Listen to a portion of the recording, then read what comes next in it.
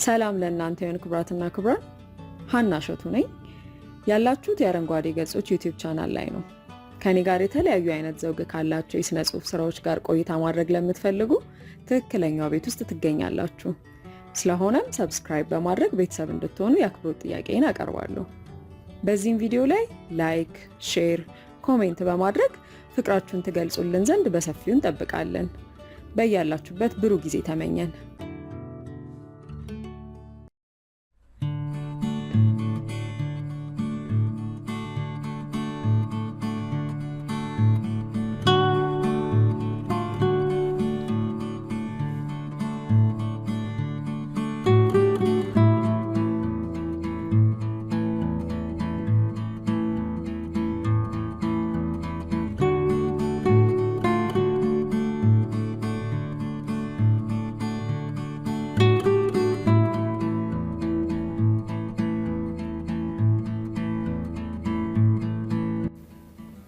የማውቀው ትምህርት ቤት ነው። ንግድ ስራ መለስተኛ ኮሌጅ። የ12ኛን ክፍል መልቀቂያ ፈተና የዲፕሎማ ትምህርት ለመከታተል በሚያበቃ ውጤት ካለፍንና የተመደብንበት ትምህርት ቤት በጋዜጣ ከተገለጸልን በኋላ ተመዝግበን ትምህርታችንን መጀመር እንችል ዘንድ በኮሌጁ የተማሪዎች ማህደር መከወኛ ክፍል ሬጅስትራር ኦፊስ በራፍ ላይ በአመጣጣችን ቅደም ተከተል መሰረት ተሰልፈናል። ከስስ ደመና ጋር የምትሟገት የምትመስል የጥቅምት ፀሐይ ብልጭ ድርግም በማለት በለስላሳ ንፋስ የታገዘውን ብርዳም የጠዋት አየር ለማሞቅ ትታገላለች። ተማሪ ሁሉ እንደ ንጋቱ ቀዝቅዞ ጸጥ ቢልም እንደ ፀሐይዋ ብልጭ ድርግም የሚል ተስፋ በልብ ውስጥ እንደሚፈራረቅ ገጽታው ይናገር ነበር። ውጤቱ የማይተነበይ የሩቅ ተስፋ። በአካባቢው የሚተላለፉ መኪናዎች ሞተርና ጥሩምባ ድምጽ ከሩቅ ይሰማል። ዘግይቶ ስለመጣ ከተመዝጋቢው ተማሪ ብዛት የተነሳ እንደ እባብ ተጠምጥሞ የአማርኛውን ሰፊደል ቅርጽ በሰራው ሰልፈኛ መካከል ከባሻገር ቆሞ ትኩር ብሎ ያስተውለኝ ነበርና እንደፈቀደኝ የጠረጠርኩት ያኔ ነበር። ምዝገባዬን ጨርሼ ወደ ቤቴ ለመሄድ እንደጀመርኩ ሰልፉን ትቶ ወደ እኔ በመምጣት ለምዝገባው የሚያስፈልገው መረጃ ምንና ምን ነው የሚል ጥያቄ ያቀረበልኝ ጊዜ ደግሞ የጀመርኩትን ጥርጣሬ ያረጋገጥኩት። ትምህርት ከጀመርንም በኋላ አንድ አይነት የትምህርት መስክ የምንከታተል በመሆኑ ጎን ለጎን በነበረ ክፍል ውስጥ በመማራችን በየጊዜው ከመታየታችን ሌላ አብዛኞቹ የመጀመሪያዎቹ ዓመታት ፍሬሽማን ኮርሶች የ3 እና የ4 ክፍል ተማሪዎችን አንድ ላይ በማድረግ በአዳራሽ ውስጥ ይሰጥ ነበርና ቢያንስ በቀን 2 በአንድ ክፍል ውስጥ ሆነን የምንማርበት አጋጣሚ ተፈጠረ። ገና የአዳራሽ ትምህርት የጀመረን ሰሞን ካልጠፋ ቦታ ከጎኔ መጥቶ ከተቀመጠ በኋላ የት ነው ማውቅሽ በሚል ጥያቄ ንግግር ጀመረኝ። እኔ እንጃ ታውቀኛለህ እንዴ አልኩት ኮስተር ብዬ። አዎ የማውቅሽን ቦታ ማስታወስ አልቻልኩም እንጂ ፊትሽ ፋሚሊያር ነው አለኝ ፈረንጅኛው እንደባልቆ። እኔ እንጃ አልኩት። አሁንም ጥያቄው እኔን ለማነጋገር ሲባል ብቻ የተሰነዘረ መሆኑ ገብቶኛል። ወይ ሰፈር ውስጥ ወይ ትምህርት ቤት ወይም ደግሞ ሌላ ተመሳሳይ ቦታ እንደማውቅሽ እርግጠኛ ነኝ። የት ነው ሰፈርሽ አለኝ። ሰፈሬን ለማወቅ የፈጠረው መላ መሆኑ ቢገባኝም አሁንም መልስ ከመስጠት አልተቆጠብኩም። ሳሪስ ምኑ ጋ አለኝ ኮስተር ብሎ። አዎ ሳሪስ ዳማ ሆቴል አካባቢ። ዳማ ሆቴል ብሎ ጮኸ፣ ልክ እዛ አካባቢ እንደሚኖር አይነት። አዎ እዛ ነው። ቀበሌ ስንት ውስጥ ነሽ? ከፍተኛ 19 ቀበሌ 57። ምን ነው እዛ ሰፈር ነው እንዴ አልኩት ደንገጥ ያለ ስለመሰለኝ እውነት ሰፈሩ እዛ አካባቢ ይሆን እንዴ ብዬ በማሰብ። አይ እዛ እንኳን አይደለም፣ ከናንተ ቀበሌ በስተቀር ሌሎቹን በደንብ ነው ማቃቸው በማለት አድራሻዬን በዘዴ ካጣራ በኋላ ወዲያውኑ ለጠቅ አድርጎ የማውቅሽ ሰፈር ውስጥ አይደለም ማለት ነው። ትምህርት ቤትስ ማለቴ ኤሌመንተሪ እና ሃይ ስኩል የተማርሹ የት ነው አለኝ። አሁንም እንደቀደሙ ይሄ ልጅ እውነት ያውቀኛል እንዴ ብዬ ግራ በመጋባት ንፋስ ስልክ አጠቃላይ ነው የተማርኩት አልኩት። ሁለቱንም? አዎን፣ እኔ እንኳን ነፋስ ስልክ አልተማርኩም ብሎ ሲያበቃ ግራ እንደተጋባ ሁሉ እጆቹን ሲያወራጭ ቆየና የማቀሽን ቦታ ማስታወስ አልቻልኩም። በረፍት ቀናት ጊዮን አካባቢ ትመጫለሽ? ጊዮን የት? ጊዮን ሆቴል ዋና ታዘውትሪ እንደሆነ ማለቴ ነው። እዛስ ሄጄም አላውቅም። ታዲያ የት ነው የምትሄጂው? አልፎ አልፎ ቤተ መጻሕፍት እሄዳለሁ እንጂ ብዙ ጊዜ ከቤት አልወጣም። እንዳልኩት አስተማሪያችን ስለመጣ የዕለቱ ወሬያችን በዚሁ አከተመ። አድራሻዬንና የምውልበትን አካባቢ በዘዴ ከተረዳ በኋላ ስሜን እንዴት እንዳወቀው ባይገባኝም ከዚያን ቀን በኋላ ኤልሲ እያለ ከጎኔ አልጠፋም አለ። አዳራሽ ስንገባ ከጎኔ መጥቶ ይቀመጣል። ካፍቴሪያ ሲሄድ ይከተለኛል። ወደ ቤቴ ሲሄድ ለገሃር ድረስ በማጀብ አውቶቡስ ያሳፈረኛል። እኔም ብሆን እሱ ባይነግረኝም ጓደኞቹ ሲጠሩት ሰምቼ ስሙ መኮንን መሆኑን ከማወቄ ሌላ ለአካባቢው እንግዳ በመሆኔ የትምህርት ቤት ጓደኛ አላፈራውም ነበርና ከሱ ጋር መሆኔን ብዙም አልጠላሁትም። ዝምተኛና አንገት አቀርቃሪ ቢሆንም ትህትናውንና አልፎ አልፎ የሚሰነዝራቸውን ቁም ነገር አዘል ንግግሮቹን ወድጄለት ነበር። ይህ በዚህ እንዳለ ታዲያ በተዋወቅን በ8 ወራችን ግድም አንድ አርብ ቀን እንደተለመደ ሁሉ ለገሃር ድረስ ሸኝቶኝ አውቶቡስ በመጠበቅ ላይ እንዳለን ኤልሲ ብሎ ከጠራኝ በኋላ አቤት ስለው አንገቱን አቀርቅሮ ዝም አለኝ። በዚያች ዕለት ቀኑን ሙሉ ከወትሮ የተለየ ዝምታና አንገት ማቀርቀር ከማብዛቱ በተጨማሪ የማወራለትንም ነገር ሁሉ በደንብ አያዳምጥም ነበርና ምን ነካው በሚል ስጨነቅ ከመዋል ሌላ ስሜን ጠርቶ አንገቱን ማቀርቀሩ የበለጠ ስላስፈራኝ መኮንን አልኩት ጮክ ብዬ። አቤት፣ ምን ነክቶሃል ዛሬ? ምንም። ታዲያ ለምን ጠርተህ ዝም ትለኛለህ? አይ ዝም ብዬ ነው ካለኝና አሁንም አንገቱን አቀርቅሮ ጸጉሩን ሲያክብዙ ከቆየ በኋላ ወደ ሰፈር የምታደርሰኝ አውቶቡስ መጣ። ወደሷ ለመጠጋት መንቀሳቀስ ስንጀምር ኤልሲ ብሎ ክንዴን ያዝ አደረገኝና አንድ ነገር አምጥቼልሽ ነበር ብሎ የደብተር መያዣ ቦርሳውን መክፈት ጀመረ። ምንድነው አልኩት በመገረም እየተመለከትኩት። ማመልከቻ አለኝ ከደብተሩ መካከል ያወጣውን የታሸገ ፖስታ እያቀበለኝ። የምን ማመልከቻ ነው መኮንን አልኩት እጁ ላይ የነበረውን የታሸገ ፖስታ በደመ ነፍስ እየተቀበልኩት። ሁሉንም ነገር እሱ ውስጥ ታገኙዋለሽ። አሁን ሂጂ፣ አውቶቡሱ ላይ ያመልጥሽ ነው ካሌም በኋላ አንገቱን ደፍቶ ተፈተለከ። አይናፋር ወንዶች ሁሉ የፍቅር ጥያቄ የሚያቀርቡት በዚህ ዘዴ እንደሆነ አውቅ ነበርና ፖስታው ውስጥ ያለው ጉዳይ ምን እንደሆነ አልጠፋኝም። ቢሆንም ለማንበብ ቸኮልኩ።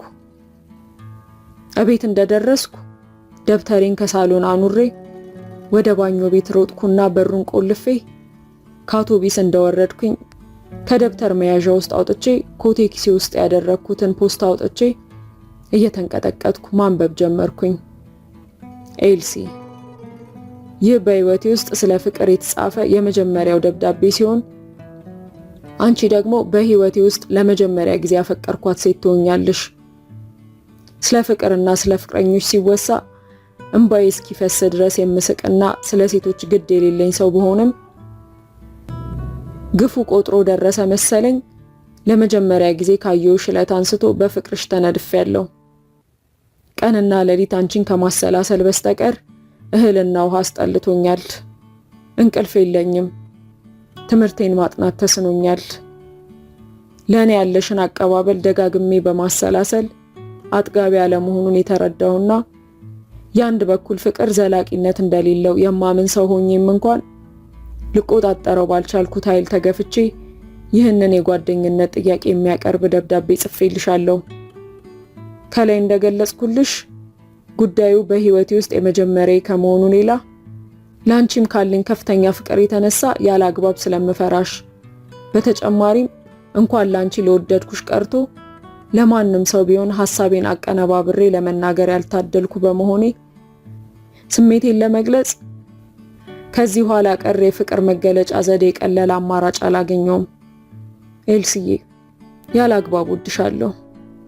ይህም ቢሆን ታዲያ እውነተኛ ፍቅር በራሱ ጉልበት ልብ ፈንቅሎ የሚወጣ እንጂ በልመናም ሆነ በጉልበት ሊገኝ እንደማይችል ስለማምንና ለወደፊት ደህንነቴም ካሁኑ ጀምሮ ጥንቃቄ ማድረግ ስለምፈልግ አንቺም እንደኔው ፍቅር ፈንቅሎሽ ወደሽኝ ካልሆነ በስተቀር በፍቅርሽ መሰቃየት ያሳዝኖሽ ወይም ጊዜ ማሳለፊያ የሆነሽ ዘንድ የውሸትሽን እወድሃለሁ ከምትይኝ ይልቅ አልወድህም ብትይኝ እመርጣለሁ።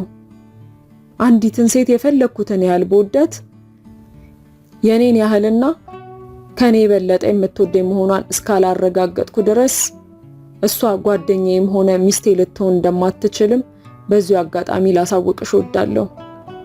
ኤልሳ አብዛኛው የሀገራችንም ሆነ የዓለም ሕዝብ ወቅታዊ ማንነቱን እልም አድርጎ ከመርሳቱ የተነሳ ስክርክር ባለና ከልካይ በሌለው የምኞት ህይወት ውስጥ እንደሚኖር አስተውለሻል? ፍጹም በተግባር ሊተረጎም በማይችል የቀን ቅዠት ውስጥ። እኔም በአሁኑ ሰዓት ትምህርቴን ማጥናት ትቼ ባንቺ ፍቅር የነሆለልኩ የእነዚህ ሰዎች አካልና አምሳል ሆኛለሁ። ፍቅር እንደ ተፈጥሮና ሌሎችም ተመሳሳይ ህግጋት ሁሉ ከሰው ልጆች አእምሮ ቁጥጥር ውጪ በመሆኑ ከልቤ ትወጪልኝ ዘንድ ለበርካታ ወራት ያደረኩት ተደጋጋሚ ጥረት ሊሳካልኝ አልቻለም። የመሬትን በራሷ ዛቢያ ላይ መሽከርከርና ፀሐይን መዞር የቀንና ሌሊትንም ሆነ የክረምትና በጋን መፈራረቅ ማገድ እንደማይቻሉ አይነት ያንቺን ፍቅር ከቁጥጥር ውጪ ሆነ ይላል። አንብቤ እንደጨረስኩ አይኖቼ ደም እስኪለብሱ ድረስ ስቅስቅ ብዬ ካለቀስኩና በፍጹም ልወድ አልችልም ብዬ ጮኬ ደብዳቤውን በጫጭቄ ሽንት ቤት ከከተትኩ በኋላ ነበር ከባኞ ቤት የወጣሁት። መኮንንን ጠልቼ ወይም ችግሩና ስቃዩ ሳይገባኝ ቀርቶ አይደለም። ሆን ብለው የፈለጉት ነገር የማይገኝበትና ያልፈለጉት ወይም የጠሉት ነገር እየተሰለፈና እየተከተለተለ የሚጎርፍበት አጋጣሚ መበርከት አበሳጨኝ። እኔ በሌላ ሰው ፍቅር አብጄ በምብሰለሰልበትና ምናልባትም ወደድኩ ብለው የኮራብኝ ሰው አንድ ቀን ፊቱን ወደ እኔ መልስ ይሆናል በሚል ግምት አለብሽ ያለኝን ጉድለት በማረም እጄ የማስገባበትን የተለያየ ዘዴ ሌትና ቀን በማውጠንጠንና ተግባራዊም በማድረግ ላይ ባለሁበት ወቅት እኔን ወዶ የሚሰቃይ ሰው መፈጠሩ ጠማማ ዕድሌን አስታውሶኝ ሆድ አስባሰኝ። የጓደኛዬን ባል ጓደኛ ነበር የወደድኩት። የጓደኛዬ ባል ያስጠናኝ ዘንድ ቤታቸውን ማዘውተር ጀመርኩት። የ12ኛን ክፍል መልቀቂያ ፈተና በጥሩ ውጤት በማለፍ በሀገራችን ካሉ ጥቂት ባለ ዲግሪዎች አንዷ መሆን እንዳለብኝ ከወሰንኩበት ጊዜ ጀምሮ ነበር። ቅዳሜና እሁድን ጨምሮ ትምህርት በሌለኝ ጊዜ ሁሉ ከጓደኛዬ ቤት አልጠፋም ነበር። የወደድኩት ሰውም ቤቴ ውስጥ ጸጥታ ስለሌለ የድርሰት ስራዎችን ማከናወን አልቻልኩም በሚል ምክንያት የጓደኛዬን ቤት ማዘውተር የጀመረው በዚሁ ጊዜ ነበርና በአጋጣሚው ተዋወቅን። መተዋወቅ ብቻ አይደለም፣ ታይቶ የማይጠገብ አይነት ቆንጆ ከመሆኑም ሌላ እንደ ማንኛውም ሴት ሁሉ በአንድ ሙያው ዝነኛ የሆነ ሰው የማግባት ከፍተኛ ምኞት ነበረኝና ዝምተኛነቱንና የዋህነቱን በመጠቀም በጥቂት ጊዜ ውስጥ አግባባሁትና ጥሩ ጓደኛሞች ወጣን። በዛሬ ጊዜ የዚህን አይነት ዝነኛና ታዋቂ ሰው ሚስት መሆን የሎተሪ ባለዕድለኝነት ያህል ነው። በቢሊዮን ከሚቆጠሩ ሴቶች መካከል ጥቂቶች ብቻ ያውም በጥረትና በምኞት ሳይሆን በአጋጣሚ የሚያገኙት እድል። ጓደኛዬና ባሏ በሰጡት አንዲት ጠባብ የመጻፊያ ክፍል ወይም ስቱዲዮ ውስጥ ኤልሳቤት ትጠፋለች ማለት ዘበት ነበር። እሱ በጸጥታ ይጽፋል፣ እኔ ደግሞ አልፎ አልፎ ሰረቅ እያደረግኩ በማየት ውበቱን እያደነቅኩ በግማሽ ልቤ ሆኜ በጸጥታ አጠናለሁ። ጥናቴን ስጨርስ የተሰረዙና የተደለዙ ጽሑፎቹን በአዲስ ወረቀት ላይ በመገልበጥና በእጅ የተጻፉትን በታይፕ ከተመቱት ጋር እያመሳከርኩ በማረም እረዳዋለሁ። በቀሪው ጊዜ ደግሞ ስራቸው የተጠናቀቀላቸውን ድርሰቶቹን አነባለሁ። ስራውን ሲያበቃ ስላነበባቸው የተለያዩ መጽሐፍት፣ በውስጣቸው ስላሉት ገጸ ባህሪያትና ስለተለያዩ ደራሲያን የህይወት ታሪክ ያወጋኛል። በዚህ መጽሐፍ እዚህኛው ገጽ ላይ ደራሲው ይሄንን ሲናገር ምን ለማለት ፈልጎ ነው? ከጽሑፉ አንጻር ደራሲው ምን አይነት ጸባይ ያለው ይመስልሻል? የሚሉ አይነት ጥያቄዎችን በማቅረብ ካፋጠጠኝ በኋላ ብዙዎቹ ደራሲያን ብዙ ጊዜ በጽሑፋቸው ውስጥ የሚያንጸባርቁት የራሳቸውንና የአካባቢያቸውን ህይወት ነው። ህይወቱ በችግርና በድህነት ውስጥ ያለፈች ደራሲ ከሀብታም ይልቅ የድሃ፣ ከደስተኛ ይልቅ የሀዘንተኛ ገጸ ባህሪ መሳል ይቀነዋል፣ ይሳካለታልም እያለ ስለ ስነ ጽሑፍ የማላቃቸውን ነገሮች ሊያብራራልኝ ይሞክራል። ይሄ ብቻ አይደለም፣ እኔም እንደሱ እንድጽፍና ጥሩ ልጅም መሆን እንዳለብኝ አዘውትሮ ይወተውተኛል። ኤልሲ፣ አሁን ያለሽን የንባብ ልምድ ለማዳበርና ያነበብኩት መጽሐፍ ምን አስተምሮኛል? የመጽሐፉ አጠቃላይ መልእክትስ ምንድነው? የሚል ምርምር ብታኪበትና አንዳንድ ነገሮችንም ለመጻፍ ብትሞክሪ ጥሩ ነው። መጽሐፍ ትፈሪያለሽ? አይዞሽ፣ አትፍሪ። ምንም የሚያስፈራ ነገር የለበትም። ሞክሪና ካልተሳካልሽ ትተይዋለሽ። ማንም ቢሆን ከልምድ በፊት ጥሩ ጽሑፍ ሊኖረው አይችልም። እስቲ ጠዋት ከቤትሽ ከወጣሽበት ሰዓት አንስቶ አሁን ከትምህርት ቤት እስከ ተመለስሽበት ሰዓት ድረስ ያጋጠሙሽን ነገሮች በቅደም ተከተላቸው መሰረት ጻፊና አሳየኝ። ጻፊውና ካስጠላሽ ሰርዘሽ እንደገና ትጽፊዋለሽ።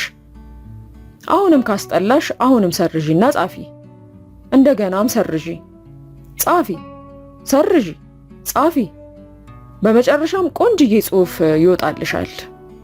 ዋናው ነገር ደፍሮ መጀመሩና ጥርት ያለ ጽሑፍ እስኪገኝ ድረስ ያለ መታከት መጣሩ ነው። ይህ የደራሲ ህይወት ነው። አምጦ አምጦ እስኪገላገሉ ድረስ መሰረዝና መደለዝ፣ ለብዙ ቀናት፣ ለብዙ ሳምንታት፣ ወራትና ዓመታት የተደከመባቸውን ስራዎች ቀዳዶ መጣልና አዲስ መጀመር። ፈረንጆች የቫዮሊን ድምጽ የሚጠራው ወይም የሚጣፍጠው ሲያረጅ ነው የሚል አባባል አላቸው። የኛም ሰዎች ቢሆኑ ይጣጣፋል እንጂ አይጣፈም ይላሉ። ጠላ፣ ጠጅና ሌሎችም ተመሳሳይ መጠጦች ሁሉ የድፍድፋቸው እድሜ በረዘመ ቁጥር ጥሩ ጣዕምና ጥራት እንደሚኖራቸው አታውቂም? ይሄን ሁሉ ምሳሌ የጠቀስኩት የቆየ ወይም በእርጋታ የተደረገ ነገር ሁሉ ብስለትና ጣዕም ይኖረዋል ማለት ፈልጌ ነው። አንድ ድርሰት ወይም ማንኛውም አይነት ጽሑፍ አንድ ቀን ባደረ ቁጥር አንድ የሚጨምር ሐሳብ ወይም የሚታረም ነገር ትዝ ይላል እያለ ይመክረኛል። በተዋወቅን በሶስተኛው ወራችን እልም ያለ ፍቅር ስለያዘኝ ጠዋትና ማታ አንዳንዴም ከትምህርት ቤት እየቀረው ከጓደኛዬ ቤት አልጠፋልኩኝ። የተቻለኝን ያህል ተቆነጃጅቼ ሳበቃ ጓደኛዬ ቤት ሄድና ስቱዲዮ ገብቼ የብሩክ ኃይሌን አይን ማየትና በአፌ ሳይሆን በተለያዩ ድርጊቶቼ እንደምወደው ማሳየት ጀመርኩ። እሱ ግን ፍቅር የሚገባው ሰው አልሆነም። ሴት ልጅ መከበር አለባት የሚል ፈሊጥ ስላለው ወደ ስቱዲዮ በገባው ቁጥር ከመቀመጫው ብድግ በማለት ልሰበር ልሰንጠርልሽ አይነት መስተንግዶን ከማቅረብና አንብቢ፣ ጻፊ፣ አንብቢ፣ ጻፊ እያለ ከመነዝነዝ በስተቀር እንደወደድኩት ይረዳልኝ ዘንድ ዕለት ተዕለት የማደርገው ጥረቴ እንዳልገባው ሆኖ ያልፈዋል። ብሩክዬ ስለው ኤልሲዬ እያለ ሲያቆለማምጠኝና ቡንጭርጭር ጽፈቱን ሲያስገለብጠኝ ከዋለና ካመሸ በኋላ ቲያትር መቼ ነው የምጋብዘኝ የሚል ጥያቄ ሳቀርብለት ቲያትር ምን ይሰራልሻል? ህይወት ራሷ ታፍሳ የማታልቅ ድርሰት፣ የሰው ልጅና ዓለማችን ደግሞ ስፍር ቁጥር የሌላቸው ገጸ ባህሪያትና ሰፊ የቲያትር መድረክ ናቸው። እዚሁ ቁጭ ብለሽ አካባቢሽን ማስተዋልና ያየሽውን ነገር በወረቀት ላይ ማስፈር ከቻልሽ አንቺው ራስሽ ጥሩ የቲያትር ተመልካችና ደራሲም ትሆኛለሽ በማለት አጉል መካሪ ይሆናል። ስለመሸ ቤት ድረስ ሸኘኝ፣ ብቻዬን መሄድ ፈራለሁ ስለው ኤልስዬ የኔም ቤት ብሸኝሽ እጅግ በጣም ደስ ባለኝ ነበር፣ ግን እንደምታየው ይችን የጀመርኳትን ጽሑፍ ሳልጨርስ ከተነሳው ሐሳቡ ይጠፋብኛል፣ ጓደኛሽ ትሸኝሽ የሚል ሰበብ በመፍጠር ይለማመጠኛል። ትምህርቴን አስረዳኝ ስለው በደስታ ያስረዳኛል። አቅፌው ቁጭ ስል አቅፎኝ ቁጭ ይላል። ግን ሊስመኝ እንኳን ፈቃደኛ አልነበረም። ስለ ፍቅርና ስለ ትዳር ሳነሳበት ጥሩ አስተሳሰብና ጸባይ ያለው ጓደኛ እንድመርጥና ጥሩ ሚስት እንዲወጣኝ ከመምከር በስተቀር ከሱ ጋር እጎዳኝ ዘንድ ጠይቆኝ አያውቅም። በስቃይ ላይ የጀመረው ሹፈት ሊያበቃ ባለመቻሉና በሳቢያውም ፍቅሬ ዕለት ከዕለት እየጨመረ በመምጣቱ ጉዳዩን ለጓደኛዬ ስለነገርኳት እሷም ሆነች ባሏ ፍቅራችን ይጠናከር ዘንድ የተለያየ መላ በመፍጠር የምንቀራረብበትን ዘዴ ያመቻቹልን ጀመር። አራታችንም አንድ ላይ ሆነን ከቤት በመውጣት ወደ ተለያዩ የመዝናኛ ስፍራዎች እንድንሄድ ካደረጉ በኋላ የግል ሚስጥር የያዙ በማስመሰል እኔና እሱ ብቻችንን እንድንጫወት እድል ይሰጡናል። እቤትም ውስጥ ባለን ጊዜ እኛ ወዳለንበት ክፍል ድርሽ አይሉም። ልጁ ፍቅር የማይገባው በመሆኑ ግን እነዚህና እነዚህን የመሳሰሉ ሌሎች ዘዴዎች ሁሉ ሊሰሩ አልቻሉም። በሱ ፍቅር ምክንያት ከሰውነት ተራ ከወጣውና ዓላማዬ ከሽፎ የዲፕሎማ ተማሪ ከሆንኩም በኋላ ፍቅሩ ከልቤ ሊወጣ ባለመቻሉ የማደርገው ነገር ቢጠፋኝ ከ6 ወራት በፊት ጓደኛዬ ጉዳዩን ግልጽልጽ አድርጋ እንድትነግረው ባደርግ ኤልሳቤጥ ከልጅነቷ በስተቀር በመልኳም ሆነ በቁመናዋ በትምህርቷም ሆነ በጸባይዋ እንከን የማይወጣላት ልጅ ናት። እኔና ኤልሳቤጥ እንቀራረብ ዘንድ አንቺና ባለቤትሽ የምታደርጉት ጥረትም ሆነ ልጅቷ ራሷ የምታሳየኝ ሁኔታ ሳይገባኝ የቀረ እንዳይመስልሽ። ግን ገና ለገና ወዳኛለሽ በሚል ብቻ የማልዘልቀው ጉዳይ ውስጥ መግባት አልፈልግም። ተማሪ ስለሆነች እንዳይመስልሽ። እኔ ከአንዲት ሴት ላይ የምወደው ነገር እሷነቷን ብቻ ነው፣ ውስጣዊ ማንነቷን፣ የትምህርት ደረጃዋ፣ ደሞዟ ወይም የቤተሰቦቿ ሀብት፣ ጸጉሯ፣ አይኖቿ፣ ጥርሶቿ፣ ወገቧ፣ ሽንጧም ሆነ ዳሌዋ ወይም የእግሮቿ ማማር ለኔ ምንም አይደሉም። አንገት ተቆርጦ በህይወት መኖር አይቻልም እንጂ አንገቷ፣ እጆቿና እግሮቿ ከየመገናኛቸው ላይ ተነቃቅለው የጨው ጆንያ ብትመስል እንኳን ለወደድኳት ሴት ያለኝ ፍቅር አይቀንስም። የምወደው እሷነቷን ብቻ ነውና ሰው እንድትሆን ያዋጡላት ጥቅም የለሽ ነገሮች አያጓጉኝም።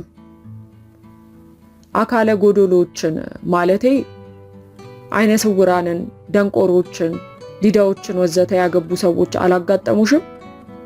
እነሱ ናቸው ሰውየውን ወይም ሴትየይቱን እሱነቱን ወይም እሷነቷን ብቻ ነጥለው የሚወዱ እውነተኛ አፍቃሪዎች። ነገሮችን ከያቅጣጫው እየተመለከተ የሚያመዛዝን ጭንቅላት እንጂ ተቀጥያ የሆኑ የውጭ አካላት በውብ ሁኔታ መቀረጽ የትክክለኛ ሰውነት ምልክት አይደለም። አይን እያለው የማያይ፣ ጆሮ እያለው የማያዳምጥ በሚሊዮን የሚቆጠር ሰው በየቦታው ሞልቶልሻል። አንዲት ሴትና አንድ ወንድ ይፋቀሩ ዘንድ ውበት ብቻ ብቸኛ መስፈርት ሆኖ ሊቀርብ አይችልም። ባለመቻሉም ደግሞ በንግግርና በአስተሳሰብ የማልጣጣማትን ሴት በውበቷ ብቻ መርጦ መጎዳኘት የቆንጅዬ ሴት ምስል ያላት አሻንጉሊት ገዝቶ ቤት ውስጥ ከማስቀመጥ ተለይቶ አይታየኝም። ምንም እንኳን ኤልሳቤጥ የአሻንጉሊትነት ባህሪ ባይኖራትም በእድሜዋ ማነስና በሳቢያውም ከህይወት የቀሰመችው ትምህርት መጠነኛ በመሆኑ ለነገሮች ያለን አመለካከት እጅግ የተራራቀ ነውና ከልቤ ልትገባ አልቻለችም። እኔ ቁም ነገር ሳወራና የወደፊት ህይወቷ ቀና የሚሆንበትን መንገድ ስመክር አዲስ ስለወጣ ዘፈን ወይም የፀጉር አሰራር ፋሽን ከምታወራልኝ ልጅ ጋር እንዴት አድርጌ ልግባባ እችላለሁ? እንዳልኩሽ የማልዘልቅበትን ነገር መጀመር ስላልፈለግኩ እንጂ እንደማንም አጉል ብልጥ ሁሉ በቆንጆ መልኳና ገለዋ ላይ ተዝናንቼባት ሳበቃ መስፈርቶቼን የምታሟላ ሴት ባገኘው ጊዜ እድሏን አበላሽቼ ገሸሽ ማለቱን ሳላውቅበት ቀርቻ አይደለም። በሰው እድልና ህይወት ላይ ማላገጥ ከወንጀል ሁሉ የበለጠ ወንጀል ሆኖ ይሰማኛል። ይህ ውሳኔ ደግሞ ለሷም ቢሆን ጥሩ ይመስለኛል። እድሏ ተሰብሮ እድሜ ልኳን ስታለቅስ ከመክረም ይልቅ እኔም በማጣቷ ምክንያት የሚደርስባት የዛሬው ስቃይ የሚሻላት ይመስለኛል። ሲተውት የማይተው ነገር የለምና የኔን ነገር ወደ ጎን ትታ ትምህርቷን ብቻ ማጥናት እንዳለባት ምከሪያት። ሌላውን ነገር ጊዜው ሲደርስ ታገኘዋለች የሚል መልስ ሰጣት። ከመኮንን ጋር ልጎዳኝ ያልፈለኩበት ምክንያት ልቤ ውስጥ ሰው መኖሩ ብቻ አይደለም። ከመጀመሪያውም ቢሆን እሱ በግድ ቀረበኝ እንጂ እኔ አልደነገጥኩለትም፣ አልወደድኩትምም። ሰው ደግሞ ወደድኩ ስላለ ብቻ አይወደድም። በእይታ መደንገጥ፣ በተሰጥኦ መማረክ ወይም ደግሞ ከብዙ መቀራረብ በኋላ ሳያስቡት መጠመድ ያስፈልጋል። አሊያ ግን ጉዳዩ ሳይፈልጉ እንደበሉት ምግብ አይነት ይሆንና ሆድ ውስጥ አይረጋም፣ ያስመልሳል። ከዚህ ሌላ ስለ እውነት ለመናገር ቁንጅናዬን ጥቅም ላይ በማዋል ከራሱ አልፎና ተርፎ ለዘመድ አዝማድ መኩሪያና መከታ የሚሆን ሀብትና ስልጣን ያለው ባል አግብቼ እንዲያልፍልኝና አሳልፍላቸውም ዘንድ ጠዋትና ማታ ባለማቋረጥ የሚነተርኩኝ እናትና አባቴ፣ ታላላቅ እህቶቼ፣ ወንድሞቼና ሌሎችም ዘመዶቼ ሁሉ አንድ የሷ ቢጤ ተማሪ ጮኛ ብላ ይዛለች የሚል ወሬ ሲሰሙ የሚደርስባቸው ከፍተኛ የሆነ የሞራል ውድቀትም ታውሶኛል። ምንም እንኳን ፍቅርና እውነተኛ አፍቃሪን ወግድ ብዬ ዝና፣ ሀብትና ስልጣን የማሳደድ ደደብ መሆኔ ቢገባኝም ነፍስ ያለው ዘመድ አፈራ ዘንድ ቤተሰቦቼ የጣሉብኝ ኃላፊነት ከበደኝ። ጓደኞቼና በአካባቢ ያሉ ሴቶች ሁሉ ተቀለጣጥፈው ትምህርት የሌላቸው ምሁራኑን፣ ችግረኞች የነበሩት ደግሞ ሀብታም ባል አግብተው ዛሬ ጊዜ በመንፈስም ባይሆን በአካል ተለውጠውና ጎልተው በመታየታቸው በሽማግሌና ባሮጊቱ ሁሉ ጎሽ አበጀች፣ እሷ ድሮም ጎበዝ ናት፣ ብልጥ ናት እየተባሉ በሚሞገሱና በሚወደሱበት ሰፈር ውስጥ ከአንድ ጮኛ ተብዬ ጎረምሳ ጋር እጄን አቆላልፌ ወዲያና ወዲህ ስል የሚያስተውል ሁሉ ጥሩ መዘባበቻ እንደሚያደርገኝም አልተዘነጋኝም፣ ከቂሎች ጎራ እንደሚመድበኝ። የአዲስ ዘመን ሰው እንደመሆኔ መጠን የአያት ቅድመ አያቶቼንና የአባትና እናቴን የአኗኗር ዘዴ በመከተል ወንዝ ወርጄ ወይም ብረት ምጣድ ላይ ተቀምጬ ሰውነቴን መታጠብም አልፈለኩም። ቢያንስ አንድ ደረጃ ከፍ ማለት ቅንጦት ሳይሆን መሰረታዊ የሆነ የወቅቱ ጥያቄ መሆኑንም አምኛለሁ። የማገባው ሰው ገንዳም ባይሆን ጥሩ አይነት የቁም መታጠቢያ ያለው ባኞ ቤት እንዲኖረው ያስፈልጋል። ቀደም ሲል በጠቀስኳቸው ምክንያቶች ሳቢያ የመኮንንን ጥያቄ ለመቀበል ፈቃደኛ ባልሆንም ታዲያ ብሩክን በመውደዴ ፍቅር በሰው ልጆች ላይ የሚያደርሰውን ከፍተኛ ተጽዕኖና ስቃይ ተረድቼ ነበርና ፍቅሬን በዘዴ ላስረሳው እንጂ ወሽመጡን የሚበጥስ መልስ ልሰጠው አልወሰንኩም። በጻፈልኝ ደብዳቤ ላይ ከገለጸልኝ አቋሙና ከቅርበታችንም የተነሳ የማውቀውን ጸባዩን መሰረት በማድረግ ፍቅሬን በዘዴ ላረሳሳው የተነሳሁት በእኔ ፍቅር ምክንያት ትምህርቱን እንዳይዘነጋና ሁለተኛ የሴት ነገር እርም እንዳይል ለመጠንቀቅ ያህል እንጂ በግድ ካልተወደድኩ በሚል ስለተሸሽጎ የሚያደባ ወንድ በርክቷል በሚል ፍርሃት አልነበረም። መኮንን በሴት ገላና ውበት የሚያመልክ መንፈሰ ደካማ ባለመሆኑ ወግድልኝ አልወድህም ያለችውን ሴት ባየ ቁጥር መንፈሱ ሸፍቶ እየተከታተለ የሚለማመጥ ልክስክስ ወይም የኔ ልትሆን ካልቻለች የሌላ መሆን የለባትምና ገድያት ሞታለሁ ብሎ የሚያስብ ራስ ወዳድና መንፈሰ ልል ሰው ያለ መሆኑን አውቅ ነበርና ይገድለኛል የሚል ፍርሃት አልነበረብኝም። እንዲያው የልክፍት ነገር ሆኖበት እኔ ላይ ሙጭጭ ቢልም መኮንን ለማንኛውም አይነት ጉዳይ በቀላሉ የማይብረከረክ ልበ ሙሉ፣ ኩሩ፣ እልህኛ፣ ቆራጥና ዓላማ ያለው ልጅ መሆኑን በማወቄ ትምህርቱን በሰላም ጨርሶ እስከሚመረቅና ወዲያውም ከጊዜ ብዛት ነገሮችን አመዛዝኖ እክንትፍ እስኪለኝ ድረስ እወድሃለሁም ሆነ አልወድህም የሚል መልስ ባለመስጠት ጥንካሬውን በዘዴ ላግዝለት ወሰንኩኝ። ሰኞ ዕለት ጠዋት ትምህርት ቤት ስንገናኝ በአርብ ዕለት ማታው ድርጊቱ እንደሚያፍር ገብቶኝ ነበርና ከወትሮ የተለየ ፈገግታ በማሳየት አስቀድሜ ሰላምታ የሰጠሁት እኔ ነበርኩ።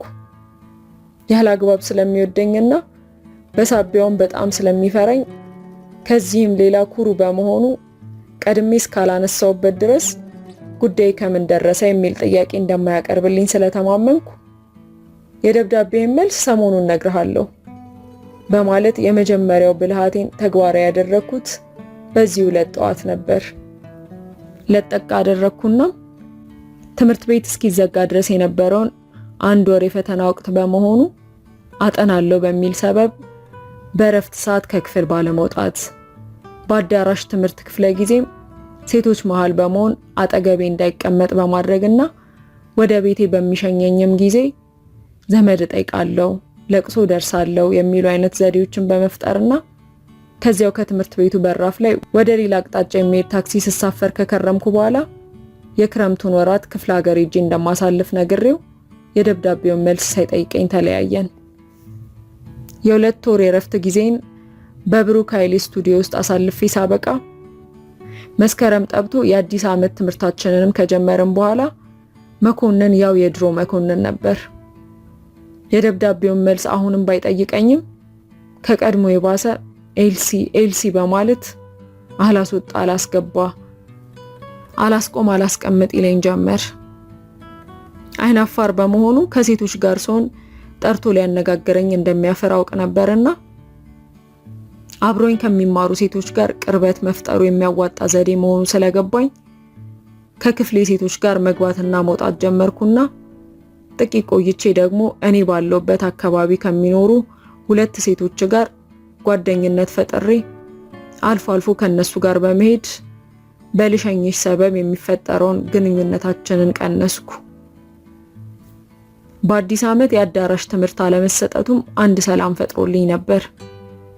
ከኩሩነቱ የተነሳ የደብዳቤውን መልስ ባይጠይቀኝም የዓመት መኮንን በፍቅሬ ሊያብድ የደረሰበት ጊዜ ነበር ማለት ይቻላል።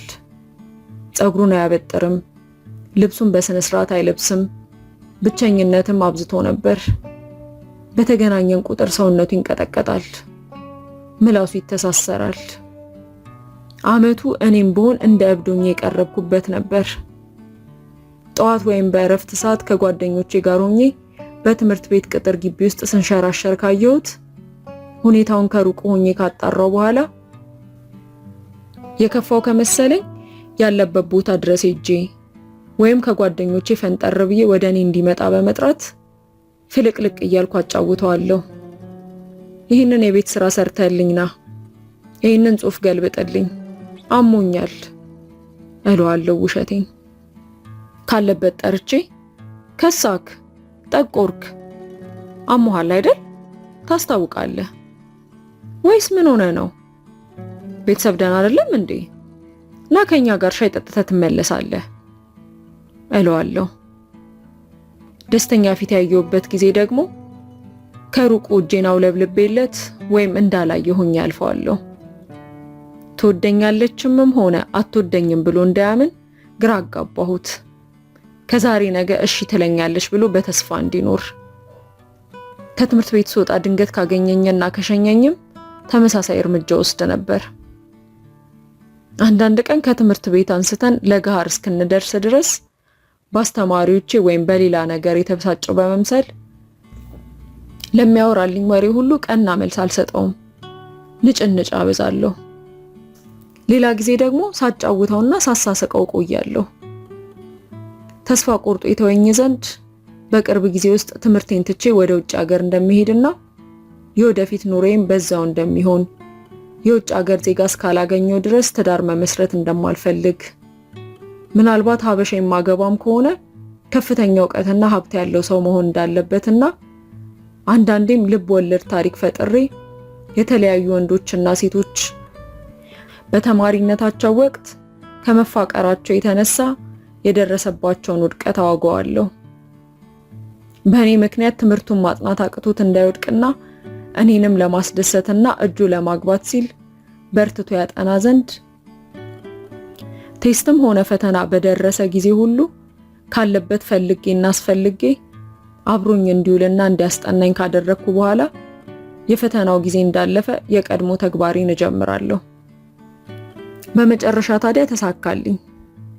ትምህርታችንን ልንጨርስ አካባቢ መኮንን የኔን ጉዳይ ችላ ከማለቱ ሌላ ብሩኬም ቢሆን ሐሳቡን ቀይሮ ነበር። 3 ዓመት ሙሉ ባደረኩት ተደጋጋሚ ጥረት ብሩኬ ተሸንፎልኝና ለመጀመሪያ ጊዜ ጥያቄን ተቀብሎ ከጓደኛዬና ከባለቤቷ ጋር በምረቃዬ ላይ በመገኘት ጎን ለጎን ቆመን ፎቶግራፍ በምንነሳበት ወቅት መኮንን ገሰሰ በድንገት ወደ አጠገባችን መጥቶ ከጠራኝ በኋላ ኤልሲ የደብዳቤ አጠቃላይ ይዘትና በተለይም አንዲትን ሴት የፈለኩትን ያህል በወዳት የኔን ያህልና ከተገኘም የበለጠ እንደምትወደኝ እስካላረጋገጥኩ ድረስ እሷ ጓደኛዬም ሆነ ሚስቴ ልትሆን አትችልም የሚለውን ሐረግ ልትረጅልኝ ባለመቻልሽ አዝናለሁ። እሺ ወይም እምቢ የሚል ቃል መተንፈስ ውርደት መስሎሽ 2 ዓመት ሙሉ ልቤን በተስፋ አንጠልጥለሽ በእኔ ስቃይ ላይ ስትዝናኝ የከረምሽ ጨካኝ መሆንሽን እያወቅኩም እንኳን ዛሬም ወድሻለሁ። ምናልባት የእስከዛሬው ዝምታሽና ብልጭ ድርግም የሚለው ቅርበትሽ እኔ ከገመትኩት የተለየ ምክንያት ካለውና ጓደኝነቴን የምትፈልጊ ከሆነ አጉል ባትግደረደሪ ደስ ይለኛል። ባንዴ ስለተረታሽልኝ አልኩራራም፣ ወይም ደግሞ ብዙ አድከማኛለች በሚል የበለጠ አልጓጓልሽም። ካጉል የልብ ሰቀላ ፈሊጥሽ ይልቅ ባንዴ መረታትሽ ለኔ ያለሽን ከፍተኛ ፍቅር ስለሚያስረዳኝ ሁሌም አንቺን እንድል ያደርገኛል። የዚህ አይነቱም ሆነ ሌላ አይነት ስነ ልቦናዊ ሳይኮሎጂካል ዘዴዎች በሁሉም ሰው ላይ እኩል እንደማይሰሩና አንድ አይነት ውጤትም እንደማይኖራቸው ቢገባሽ ደስ ይለኛል። በተረፈ አቋምሽን የምታስተካክይ ከሆነ ከዚህ በታች በተጻፈው አድራሻ በኩል ልታገኘኝ ትችያለሽ የሚል መልእክት ያዘለ ሆኖ ከስሩ የስልክና የፖስታ ሳጥን ቁጥሮች የተጻፈበት ቁራጭ ወረቀት ሰጠኝ። አንብቤ እንዳበቃው እንደ ከዚህ በቀደሙ ቀድጄ አልጣልኩትም፣ ግን ወደ ቦርሳዬም አልከተትኩት። ልጁ እኔም እንዳይመስልሽ፣ እኔም በሆን ደግሞ አንተ የምታስበኝ አይነት ነገሮችን ማመዛዘን የተሳናት ሕፃን እንዳሉንኩ ካሁኑ ጀምረ ተረዳ። አጥብቀው የተመኙትና የጣሩለት ነገር ሁሉ የማይገኝበት አጋጣሚ ድግግሞሽ መበርከት አያስገርምህም? በድርሰት የተሞላች ናት የምትላት ዓለማችንና ሕይወት እንደዚህ ነች። አየህ፣ እንደፈለጓት አትራመድም፣ እንደተመኟት። ምስኪን መኮንን ይህኔ እኮ እሱን ወዳ የምታብድ ትኖራለች። እሱ ግን እኔን ይወዳል፣ እኔ አንተን። አንተ ደግሞ ማን ያውቃል፣ ከኔ ይበልጥ የምትወዳት ትኖርህ ይሆናል የሚል መለስተኛ መግለጫ ሰጥቼ ሳበቃ ዝርዝር ታሪኩን ሌላ ጊዜ እንደማጫውተው ቃል ከገባው በኋላ ግንባሩን በንዴት አኮማትሮ ያዳመጠኝ ለነበረው ለብሩኬ ሰጠሁት ወረቀቱን።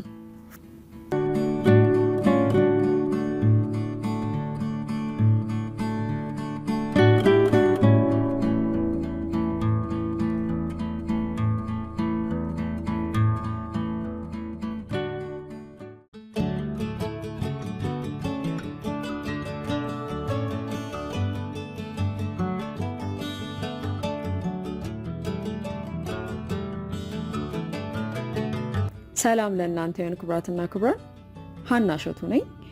ያላችሁት የአረንጓዴ ገጾች ዩቲዩብ ቻናል ላይ ነው። ከኔ ጋር የተለያዩ አይነት ዘውግ ካላቸው የስነ ጽሁፍ ስራዎች ጋር ቆይታ ማድረግ ለምትፈልጉ ትክክለኛው ቤት ውስጥ ትገኛላችሁ። ስለሆነም ሰብስክራይብ በማድረግ ቤተሰብ እንድትሆኑ የአክብሮት ጥያቄን አቀርባለሁ። በዚህም ቪዲዮ ላይ ላይክ፣ ሼር፣ ኮሜንት በማድረግ ፍቅራችሁን ትገልጹልን ዘንድ በሰፊው እንጠብቃለን። በያላችሁበት ብሩህ ጊዜ ተመኘን።